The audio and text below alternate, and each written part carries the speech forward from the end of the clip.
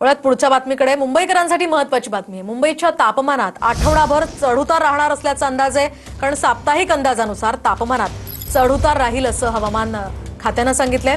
बोरिवली पूर्वमधील हवा अतिशय वाईट श्रेणीमध्ये असल्याचं सुद्धा नोंद करण्यात आलंय। आज तापमान हे 32 अंश सेल्सिअस राहण्याचाही अंदाज आहे आणि याचाच आढावा घेतलाय आमच्या प्रतिनिधींनी।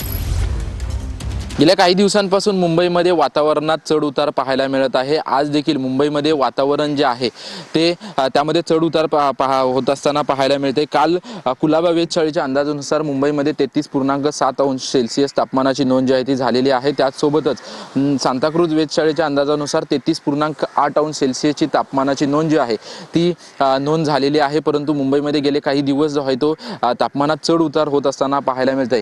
तर आज सकाळी जे आहे ते तापमान थोडंसं उतरलेलं पाहायला मिळालं, त्यामुळे मुंबईमध्ये पहाटे गारवा जो आहे तो निर्माण झाला होता। परंतु आज दिवसभर तापमान वरचढ राहील असा देखील अंदाज जो आहे तो हवामान विभागाकडून वर्तवण्यात आलेला आहे आणि अशाच पद्धतीची परिस्थिती ह्या पूर्ण एप्रिल महिन्यात राहील असा देखील अंदाज जो आहे तो हवामान विभागाकडून वर्तवण्यात आलेला आहे। कुठेतरी त्यामुळे मुंबईमध्ये मोठ्या प्रमाणात तापमान वाढ होत असल्याने उकाड्याचं प्रमाण वाढल्यात असल्याची देखील परिस्थिती आहे आणि असाच उकाडा जो आहे तो मुंबईमध्ये काही दिवस राहील असा अंदाज जो आहे तो हवामान विभागाकडून वर्तवण्यात आलेला आहे। कॅमेरामन संतोष कदम सह निवृत्ती बाबर, TV9 मराठी, मुंबई।